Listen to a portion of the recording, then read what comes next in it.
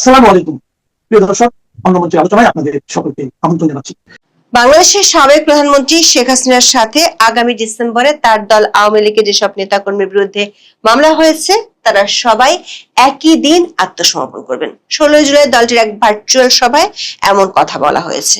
দলটির তথ্য অনুযায়ী 24 আগস্টের পর থেকে এখন পর্যন্ত বাংলাদেশে দলটির 12.5 লাখ নেতা কর্মীর বিরুদ্ধে মামলা দায়ের হয়েছে। নানান ধরনের মামলায় অভিযুক্ত সবাই একই সাথে শেখ হাসিনার সাথে আত্মসমর্পণ করবেন বলে দলটির বৃহস্পতিবারের সভায় জানানো হয়েছে। এদিকে একাধিক সূত্রে জানা গেছে, শেখ হাসিনার দেশে ফেরার ঘোষণার পর থেকে দলটির দেশের বাইরে থাকা বিশেষ করে যেসব সাবেক সংসদ সদস্য ও মন্ত্রী এবং সিনিয়র লিডার ভারতের বাইরে আছেন তারা ভারতে যাচ্ছেন। গত 5 দিনে এমন 23 জন নেতা ভারতে গিয়েছেন। শেখ হাসিনার সাথে একসাথে দেশে ফেরার নির্দেশ পেয়ে তারা ভারতে ফিরছেন বলে দলটির সিনিয়র কয়েকজন নেতা দাবি করেছেন। শেখ হাসিনার ফেরা উপলক্ষে প্রস্তুতি নিতে বাংলাদেশের স্থানীয় পর্যায়ের নেতাদের সাথে পর্যায়ক্রমে দিল্লিতে বৈঠক শুরু করেছেন শেখ হাসিনা। এদিকে বাংলাদেশের অভ্যন্তরে বিভিন্ন জেলা ও উপজেলায় গত 2 দিনে আওয়ামী লীগ ও অঙ্গ সংগঠনগুলোর মিছিলের সংখ্যা আবারও বেড়েছে। 16 জুলাই শেখ হাসিনার কারাবরণ দিবস এবং গোপালগঞ্জ হত্যাকাণ্ডের প্রতিবাদ দিবস উপলক্ষে আওয়ামী লীগ ও অঙ্গ সংগঠনগুলো কমপক্ষে 42টি স্থানে মিছিল করেছে। এমন প্রেক্ষাপটে বিষয়টি নিয়ে সরকারের সংশ্লিষ্ট মহলেও আলোচনা হয়েছে। পুলিশের একাধিক সূত্র বলছে, আওয়ামী লীগের মিছিল ঠেকাতে পুলিশি তৎপরতা বাড়ানোর নির্দেশ দেওয়া হয়েছে। এসব কিছুর মধ্যে ভারতের পররাষ্ট্র মন্ত্রণালয় আবারও জানিয়েছে, শেখ হাসিনার প্রত্যর্পণের ইস্যুটির আইনি ও বিচারিক দিক তারা খতিয়ে দেখছে। তবে কূটনৈতিক একাধিক পর্যায়ে শেখ হাসিনার ফেরা এবং আওয়ামী লীগের কার্যক্রমের উপর নিষেধাজ্ঞা তুলে দেওয়ার বিষয়টি নিয়ে গত কয়েকদিনে আলোচনা হয়েছে, এমন ইঙ্গিত মিলেছে কূটনৈতিক সূত্রগুলো থেকে। বিস্তারিত জানতে চলুন যাওয়া যাক বিশ্লেষণে।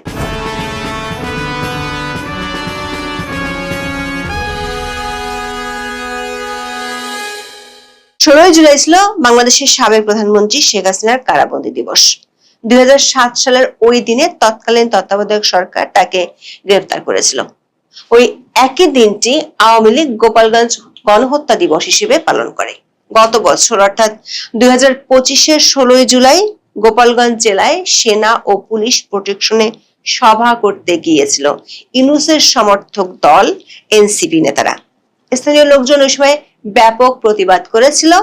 এক পর্যায়ে বিক্ষুব্ধ মানুষের হাত থেকে বাঁচতে যে এনসিপি নেতারা নিয়মিত সেনাবাহিনী ও সেনা প্রধানের বিরুদ্ধে কথা বলতো, তারা আত্মরক্ষার জন্য সেনা জানে করে পালিয়েছিল। বিক্ষুব্ধ জনতাকে দমন করতে গিয়ে ওই দিন আইন শৃঙ্খলা বাহিনী গুলি চালালে 5 জন মারা যায়। এই 2 ঘটনার স্মরণে 16 জুলাই বাংলাদেশ সরকার নির্বাহী আদেশে কার্যক্রম নিষিদ্ধ থাকা দল আওয়ামী লীগ ভার্চুয়াল সভার আয়োজন করেছিল। ওই সভায় শেখ হাসিনা বক্তব্য দিয়েছেন। তিনি জানান, এখনো পর্যন্ত আওয়ামী লীগের 4.5 লাখ নেতাকর্মীর বিরুদ্ধে মামলা দায়ের হয়েছে। তাছাড়া গত 2 বছরে দায়ের হওয়া অসংখ্য মামলায় অজ্ঞাত পরিচয়ে আরো 12 লাখের বিরুদ্ধে মামলা করেছে পুলিশ। তিনি দাবি করেছেন, অচিরে এই মামলাগুলোতে আওয়ামী লীগের নেতাকর্মীদের নাম জুড়ে দেওয়া হবে। আওয়ামী লীগ সভানেত্রী জানান, তার স্বদেশ প্রত্যাবর্তনের ঘোষণা এবং আওয়ামী লীগের প্রতিষ্ঠা বার্ষিকীর অনুষ্ঠান বানচাল করতে শুধু গত মাসে 37,000 নেতাকর্মীকে গ্রেপ্তার করেছে বাংলাদেশ সরকার।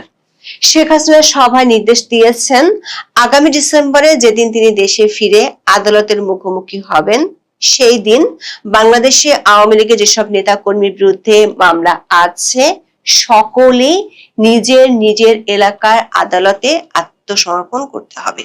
শেখ হাসিনার দাবি, এমন নেতাকর্মীর সংখ্যা আনুমানিক 12.5 লাখ। অবশ্য বাংলাদেশের স্বরাষ্ট্রমন্ত্রী সালাউদ্দিন আহমেদ এবং আইনমন্ত্রী আসাদুজ্জামান দাবি করেছেন, শেখ হাসিনার ব্যক্তিগতভাবে দেশে ফেরার সুযোগ নেই। দেশে ফিরলে তাকে গ্রেফতার করা হবে। শেখ হাসিনাকে আত্মসমর্পণের অনুমতি দেওয়া হবে নাকি আপিল করা হবে তা আদালত নির্ধারণ করবে বলে সালাউদ্দিন আহমেদ জানিয়েছিলেন। অবশ্য বাংলাদেশের আইনজীবীরা বলছেন, দেশের নাগরিক হিসেবে শেখ হাসিনার দেশে ফিরে আদালতে আত্মসমর্পণ করার ক্ষেত্রে আইনি কোনো বাধা নেই। আওয়ামী লীগের ভার্চুয়াল সভায় এক পর্যায়ে শেখ হাসিনা সরকারকে চ্যালেঞ্জ জানিয়ে বলেছেন, দেখি বাংলাদেশের জেলে কত জায়গা আছে। শেখ হাসিনা বলেছেন, যত জেলই বানাক তিনি ও তার দলের নেতা কর্মীরা সবাই মিলে একদিনে আত্মসমর্পণ করবেন। সভায় উপস্থিত ছিলেন এমন বেশ কয়েকজন আওয়ামী লীগের নেতারা বলেছেন, ইতিমধ্যে বেশ কয়েকজন নেতা দিল্লিতে গিয়ে শেখ হাসিনার সাথে বৈঠক করেছেন। সেসব বৈঠকে শেখ হাসিনা দলের নেতাদের, বিশেষ করে সাবেক সংসদ সদস্য, মন্ত্রী, স্থানীয় সরকার পর্যায়ের নেতা, আওয়ামী লীগ ও অঙ্গ সংগঠনগুলোর নেতাদের দেশে ফেরার প্রস্তুতি নেওয়ার নির্দেশ দিয়েছেন। তার সে নির্দেশ অনুযায়ী কোন নেতা কোথায় আছেন সে তালিকাও তৈরি হয়ে গেছে বলে দলটির একাধিক নেতা দাবি করেছেন। দর্শক, শেখ হাসিনা রয়টার্সকে ডিসেম্বরের মধ্যে বাংলাদেশে ফেরার কথা বলেছেন গত 10 জুলাই। এরপর থেকে গত 5 দিনে 23 জন আওয়ামী লীগের সাবেক সংসদ সদস্য, মন্ত্রী ও সিনিয়র নেতা ইউরোপ, আমেরিকা, কানাডা ও মধ্যপ্রাচ্যের বিভিন্ন দেশ থেকে ভারতে গিয়েছেন। জানা গেছে তারা শেখ হাসিনার ঘোষণা অনুযায়ী বাংলাদেশে ফেরার বিষয়টি চূড়ান্ত করতে ভারতে গিয়েছেন। দলটির একটি সূত্র নিশ্চিত করেছে, শেখ হাসিনার ফেরার প্রস্তুতি নিয়ে কাজ করতে দলটির সিনিয়র নেতাদের পাশাপাশি স্থানীয় পর্যায়ের নেতাদেরকেও ভারতে যেতে বলা হয়েছে। আগামী 30 জুলাই ঢাকা মহানগরের উত্তরের 15 জন কাউন্সিলর শেখ হাসিনার সাথে দেখা করতে দিল্লি যাবেন। এর পরের সপ্তাহে দেখা করতে যাবেন ঢাকা দক্ষিণের কাউন্সিলররা। পর্যায়ক্রমে দেশের সবগুলো উপজেলা, ইউনিয়ন পরিষদের নেতাদের সাথে বৈঠক হতে পারে। এদিকে শেখ হাসিনার দেশে ফেরার ঘোষণার পর গত 2 দিনে বাংলাদেশের বিভিন্ন জেলায় আওয়ামী লীগ ও অঙ্গ সংগঠনগুলোর মিছিল বেড়ে গেছে। আওয়ামী লীগ ও পুলিশ সূত্রে জানা গেছে, 16 জুলাই বাংলাদেশের কমপক্ষে 42টি স্থানে মিছিল করেছে তারা। এর মধ্যে ঢাকা ও চট্টগ্রামের 14টি স্থানে মিছিলের খবর পাওয়া গেছে। এছাড়া নীলফামারী, যশোর, শেরপুর, গোপালগঞ্জ, খাগড়াছড়ি, নারায়ণগঞ্জ, বরিশাল, রাজশাহী, সাতক্ষীরা, সাভার, গাজীপুর, সিরাজগঞ্জ ও খুলনায় মিছিল হয়েছে। 17 জুলাই নারায়ণগঞ্জের একটি মিছিলের ভিডিওতে দেখা গেছে মিছিলকারীরা মুখে শেখ হাসিনার মুখোশ পরে স্লোগান দিচ্ছেন। আওয়ামী লীগের মিছিল হঠাৎ করে বেড়ে যাওয়ায় সরকারের শীর্ষ মহলও বিষয়টি নিয়ে আলোচনা হয়েছে। বাংলাদেশের ইংরেজি দৈনিক দ্য ডেইলি স্টারে 17 জুলাই প্রকাশিত এক খবরে বলা হয়েছে, দেশের প্রধানমন্ত্রী তারেক রহমান আওয়ামী লীগ, ছাত্রলীগ, যুবলীগ, অন্যান্য সহযোগী সংগঠনের বিরুদ্ধে চলমান অভিযান জোরদার করতে সংশ্লিষ্ট কর্তৃপক্ষকে নির্দেশ দিয়েছেন।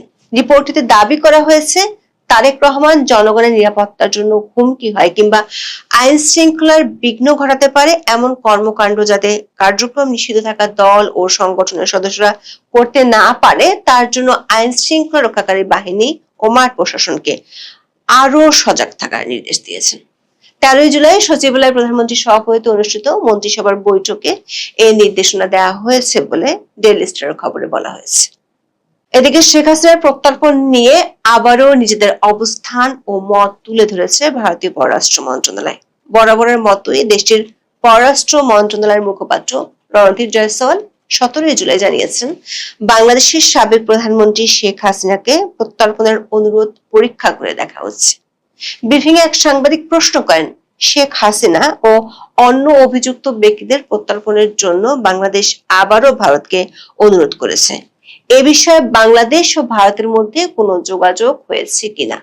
তাছাড়া শেখ হাসিনা নিজেই ডিসেম্বরে দেশে ফেরার ঘোষণা দিয়েছেন, তাই বিষয়টি নিয়ে দুই দেশের মধ্যে কোনো যোগাযোগ হয়েছে কিনা? এই প্রশ্নের জবাবে ভারতের পররাষ্ট্র মন্ত্রণালয়ের মুখপাত্র বলেন, তারা প্রত্যর্পণের জন্য একটা অনুরোধ পেয়েছেন, যেমনটি আগেও বলেছেন অনুরোধটি পরীক্ষা করে দেখা হচ্ছে। সংশ্লিষ্ট আইনগত ও বিচারিক প্রক্রিয়ার আলোকে অনুরোধটি বিবেচনা করা হবে বলে মত দেন রণধীর জয়সওয়াল। 2 দিন আগেও ভারতের পররাষ্ট্র মন্ত্রণালয়ের মুখপাত্র বলেছিলেন, শেখ হাসিনার ব্যাপারে তাদের অবস্থান আগের মতোই আছে। কূটনৈতিক সূত্রগুলো বলছে, কূটনৈতিক পর্যায়ে শেখ হাসিনার ফেরার ব্যাপারে কয়েকটি চ্যানেলে ভারত ও বাংলাদেশের আলোচনা হয়েছে।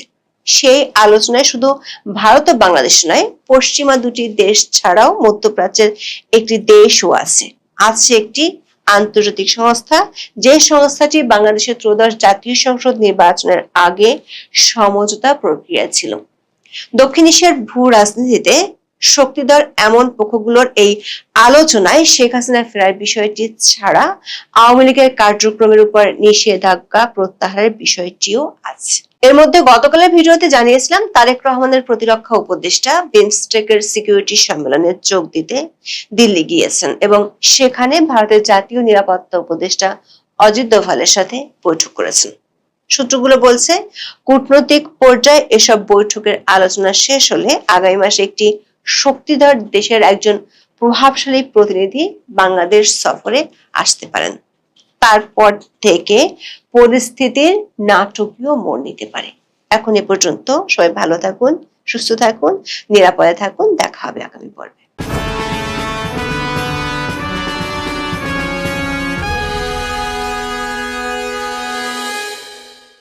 আসসালামু আলাইকুম রহমতুল্লাহি ওয়াবারাকাতুহু।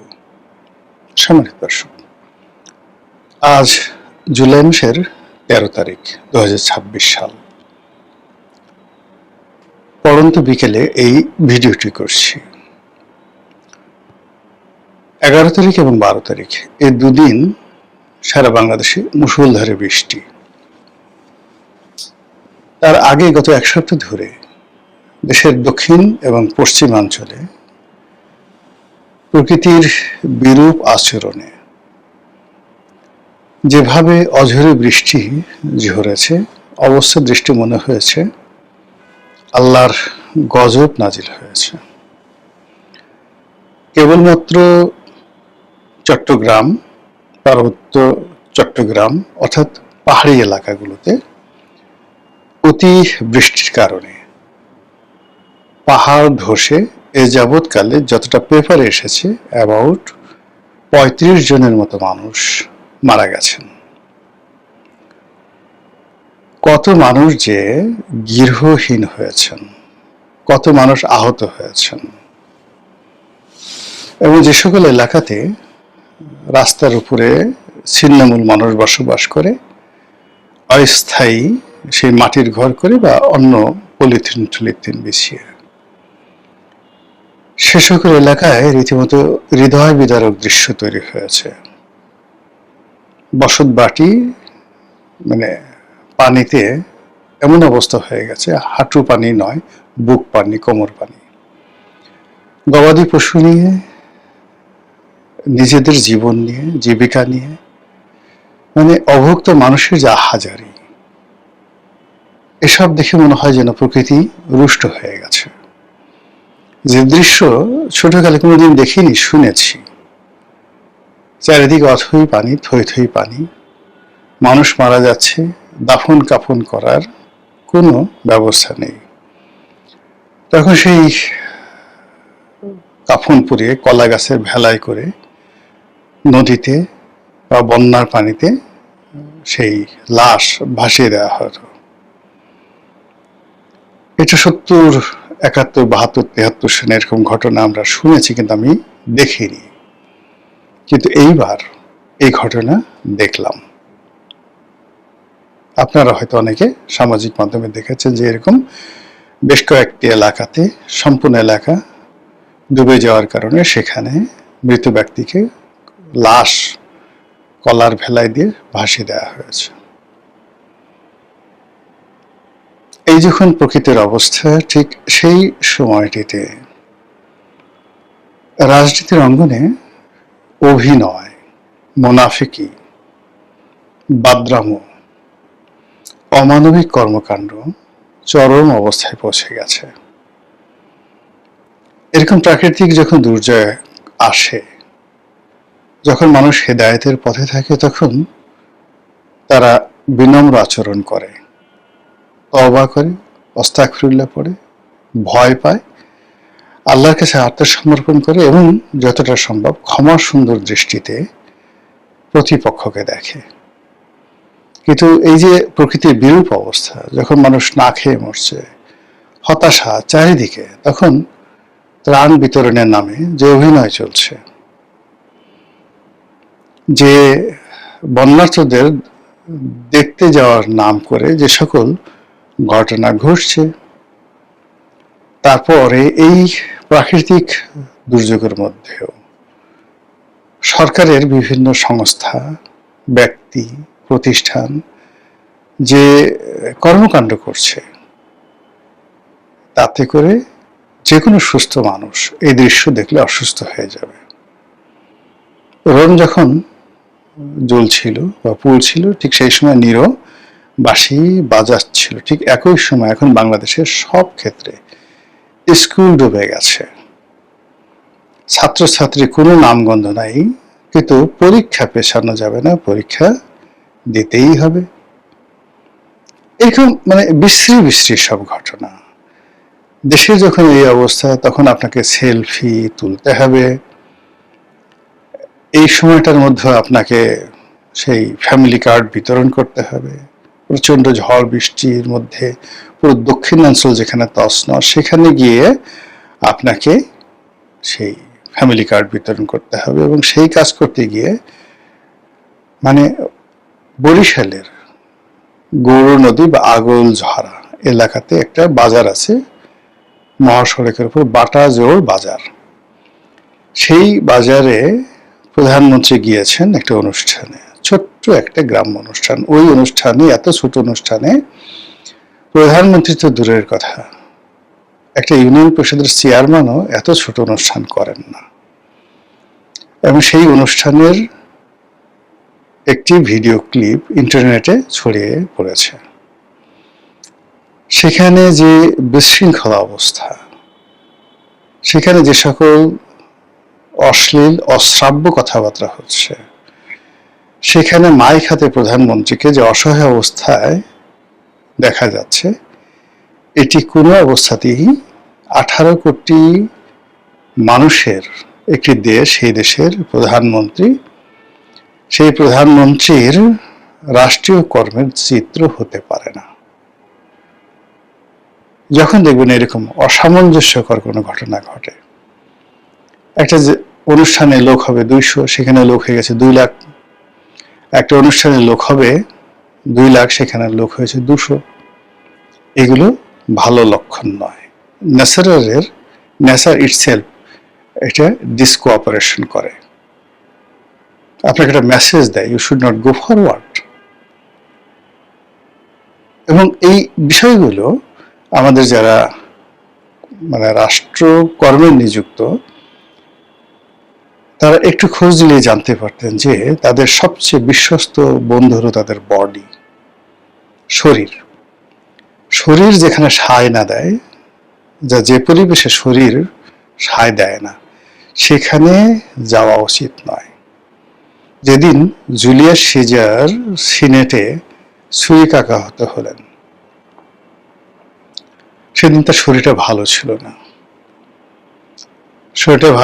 না, সারা রাত জ্বর, তারপর ম্যাজম্যাজ করছিল।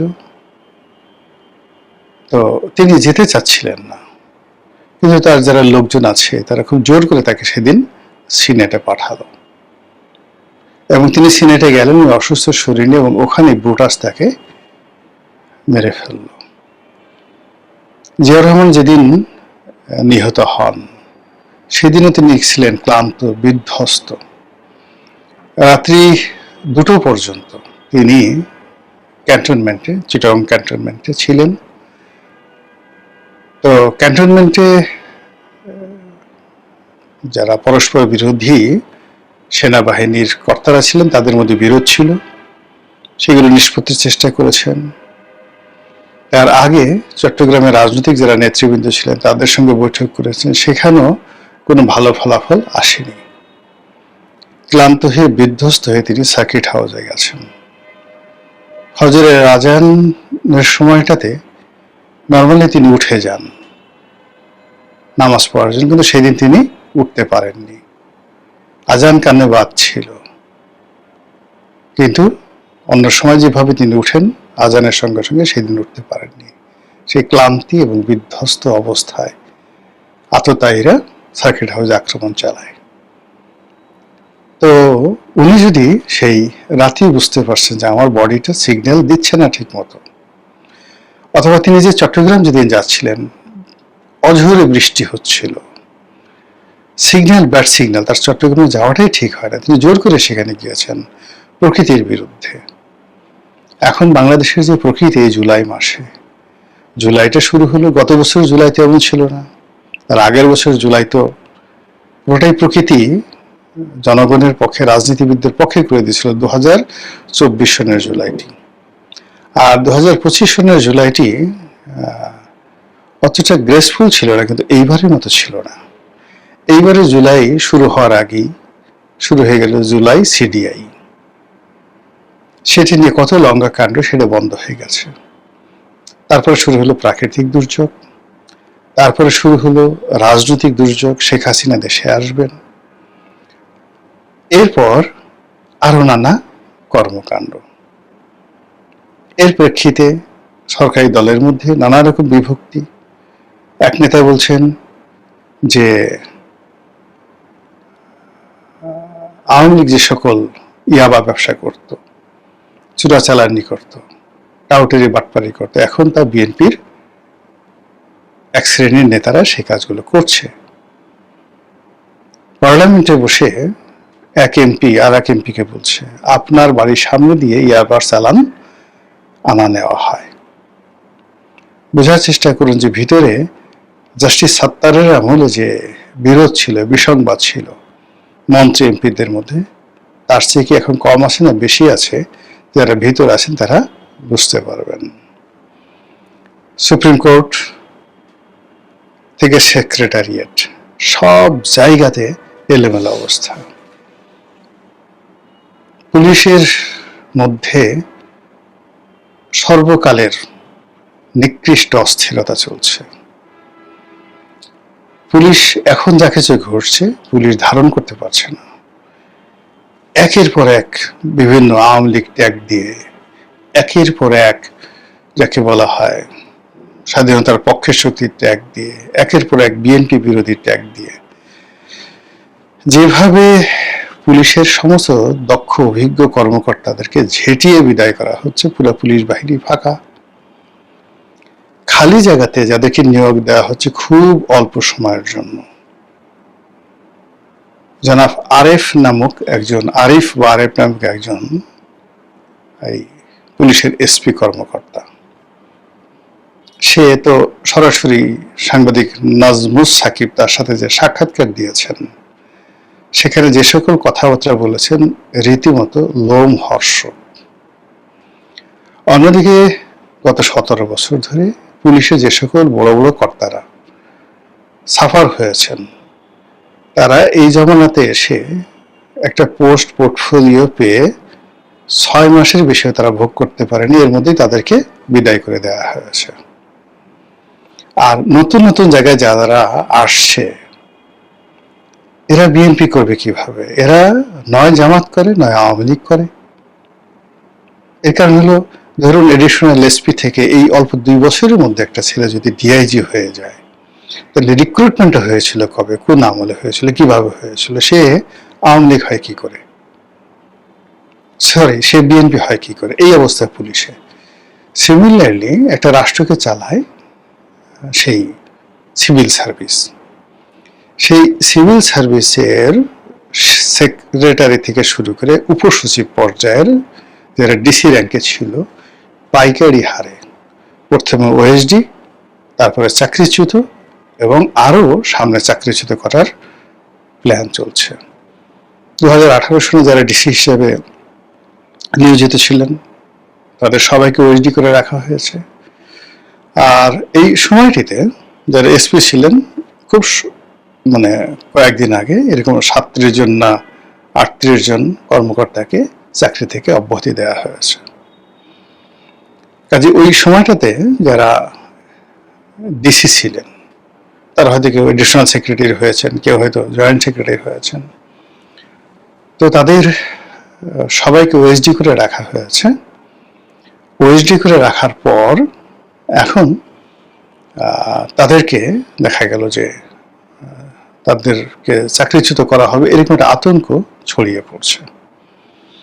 তো আতঙ্ক ছড়িয়ে পড়ার কারণে তারা পারিবারিকভাবে, মানসিকভাবে, সামাজিকভাবে তছনছ হয়ে গেছে। 2018 সালে আমি নির্বাচন করেছি। আমি ওই সময়টাতে এসপি, ডিসি তাদের দ্বারা টিওনোর দ্বারা, ওসি দ্বারা মারাত্মকভাবে অপমানিত, লাঞ্ছিত হয়েছে। শুধু আমি না, বিএনপির 300 এমপি হয়েছেন। কিন্তু এত কিছুর মধ্যে যেটা হয় যে কিছু কিছু কর্মকর্তা যারা নিজেরা তাফালিং করেছেন অগ্রগামী হয়ে, কিছু কিছু কর্মকর্তা চুপ ছিলেন, কিছু কিছু কর্মকর্তা নীরব থাকতে বাধ্য হয়েছেন, আবার কিছু কিছু কর্মকর্তা গোপনে সাহায্য সহযোগিতা করেছেন। এটা সত্য কথা। এখন আপনি শাস্তি দিবেন, শাস্তি দেওয়ার জন্য আপনি দেখেন যে আসলে কোন লোকটি অন্যায় করেছে, ঘুষ করেছে, দুর্নীতি করেছে, আওয়ামী লীগের তাফালিং করেছে, ইত্যাদি ইত্যাদি সবকিছু। যেমন ধরুন 2018 সনে আমার সাথে খুব আচরণ হয়েছে, কিন্তু তখন যে ডিসি ছিল সেই ডিসি তেমন কিছু করেনি, অনেকটা প্রফেশনাল। এসপি খুব বেশি তাফালিং দেখায়নি, কিন্তু একটা এডিশনাল এসপি ছিল, ও মাই গড, ওকে দেখে মনে হতো জয়নাল হাজারি। সে পারলে আমাদের যে এমপি প্রার্থী ছিলাম, আমাদের পাছার উপরে বুটের লাথি মারার জন্য সে সারাদিন মিলিটারি মানে যুদ্ধের যে গাম বুট আছে ওইগুলো পরে থাকতো। একজন এডিশনাল এসপি, আমি নাম জানি না, এত বেয়াদব এসপি আমি জীবনে দেখি না। আমি শিওর সেই যে এসপি কিছু করেনি ওই সময়, সেই এসপির চাকরি চলে গেছে, কিন্তু এডিশনাল এসপি এখন কোথায় আছে আই ডোন্ট নো। আবার দেখুন আমার সময় 18 সনে পটুয়াখালীতে যে এসপি ছিল, সেই ডিসি ছিল, one of the finest man, ভদ্রলোক মানুষ। তাকে হয়তো ওএসডি করা হয়েছে, কিন্তু তারপরে একজন ডিসি গেছে, আমার নামটা মনে আসছে না, যে ডিসি আমার বাড়িটা ভেঙে দিয়েছে। ওখানে আওয়ামী লীগ বিএনপির যত নেতা ছিল, কামাল সম্ভবত সেই ডিসির নাম বোধহয় কামাল, এরকম কিছু একটা হবে, নরসিংদী বাড়ি, পাগলা টাইপের। পুরো পটুয়াখালীর 4টি সংসদীয় এলাকাতে বিএনপির যত মানে এমপি প্রার্থী ছিল, যত নেতাকর্মী ছিল, সবার বাবার নাম ভুলে দিচ্ছে নির্বাচনের পরপর। এবং ওখানে যে যারা আওয়ামী লীগের পান্ডা ছিল, সেই পান্ডাদের সাথে একসাথে বসে যত রকম অপকর্ম আছে সব একসাথে করত। আচ্ছা, এখন সে কোথায় আছে? তাকে কি ওএসডি করা হয়েছে? সম্ভবত না, হয়তো সে বহাল তবিয়তে এডিশনাল সেক্রেটারি হয়ে গেছে, আমি জানি না, আই ডোন্ট নো। তো এইভাবে আমার বক্তব্যটা হলো যে আপনারা যদি শাস্তি দিতে চান কাউকে, তদন্ত করেন, তারপরে বিচার করেন, বিধি মোতাবেক তাদেরকে শাস্তি দেন। কিন্তু গণহারে, পাইকারি হারে যদি দেওয়া হয়, তাহলেই হবে কি, পর্দার আড়ালে নানা রকম খেলা হবে। আমাদের দেশে যখনই কোনো একটা সরকারের পরিবর্তন হয়েছে, এটার পেছনে প্রথমত কলকাঠি নেড়েছে সামরিক বাহিনী, দ্বিতীয়ত কলকাঠি নেড়েছে সচিবালয়, সেক্রেটারিয়েট। এখন এই বর্তমান সরকার এসে সেনাবাহিনীতে ব্যাপক পরিবর্তন হয়েছে, তারপর পুলিশে ব্যাপক ব্যাপক পরিবর্তন হয়েছে, আর সচিবালয়ে রীতিমতো কান্নার রোল পড়ে গেছে। আর এই শক্তিগুলো যখন একটি রাজনৈতিক সরকারকে ডিসকোঅপারেশন করে, তখন কি হয় আপনি দেখেন। এর আগে এরশাদের পতন হয়েছে, জেনারেল নুরুদ্দিন তাকে সাহায্য করেনি। বেগম জিয়ার পতন হয়েছে, একবার জনতার মঞ্চ হয়েছিল, সচিবালয় থেকে সমস্ত অফিসাররা বের হয়ে এসেছিল। দ্বিতীয় দফায় বেগম জিয়ার পতন হয়েছিল, সামরিক বাহিনী তার কথা শুনেনি, মঈনুদ্দিন ফখরুদ্দিন। এইবার শেখ হাসিনার পতন হলো বিকজ এইবার সামরিক বাহিনী শেখ হাসিনার কথা মতো গুলি চালাতে রাজি হয়নি, আর গুলি চালানোর মতো অবস্থা তাদের ছিল না।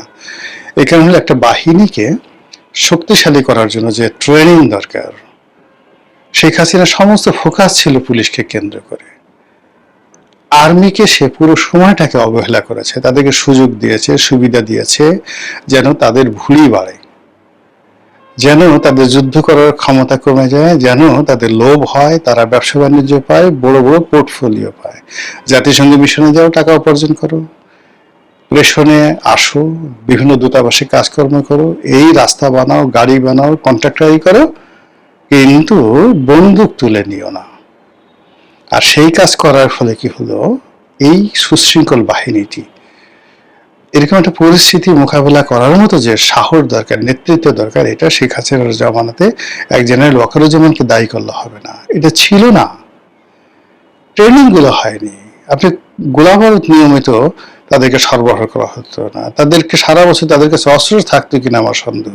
আমরা শুনতাম যে অনেক অস্ত্রের পিন গুলো খুলে কোতে রাখা হতো, অস্ত্র থাকতো কিন্তু ওই যে ফায়ারিং পিন তাদের ছিল না। আমি কিন্তু শুনেছি এই সমস্ত কথাবার্তা। তো সেই বাহিনী কি করে এরকম একটা পরিবেশ পরিস্থিতি মোকাবেলা করবে? এবং সেই অবস্থা আর্মিদের মধ্যে যে ট্রমা সেটা এখনো আছে। এখন আর্মিকে গালাগালি করা হচ্ছে, এখন তাদেরকে তুচ্ছ তাচ্ছিল্য করা হচ্ছে, কিন্তু তারা যে পুরো জিনিসটি অতীতের মতো করে হ্যান্ডেল করবে, এটা এই 17 বছর কন্টিনিউয়াসলি তাদেরকে অবদমিত করার পর আবার এখন এই জমানাতে যখন আর এক দফা চাকরিচ্যুতি সমস্ত সিনিয়র জেনারেল আপ টু কর্নেলের উপরে পর্যন্ত যত পদ পদবি আছে সবগুলোকে ট্যাগ দিয়ে আপনি তাড়িয়ে দিলেন। আমান আজমির মতো লোকদেরকে আপনি প্রমোশন দিলেন, ভূতাপেক্ষা প্রমোশন দিলেন, অনেক লোককে আপনি খুব বেশি প্রমোশন দিয়ে সামনে এগিয়ে নিয়ে আসলেন। ফলে ওখানে যে ভ্যাকুয়ামগুলো তৈরি হয়েছে, এই ভ্যাকুয়ামগুলো যত বেশি হবে ততই পর্দার আড়ালে খেলাধুলা বেশি হবে, নানা রকম দুর্ঘটনা ঘটবে, নানা রকম অশূন্য সংকেত দেখা দিবে, অবিশ্বাস দেখা দিবে, এবং রাষ্ট্র পরিচালনা এবং রাজনীতির যে স্বাভাবিক সৌন্দর্য আছে, স্বাভাবিক রিদম আছে, এগুলো থাকবে না। মহান আল্লাহ আমাদের সবাইকে হেদায়েত দান করুন এবং হেফাজত করুন। আসসালামু আলাইকুম ওয়া রাহমাতুল্লাহি ওয়া বারাকাতুহু।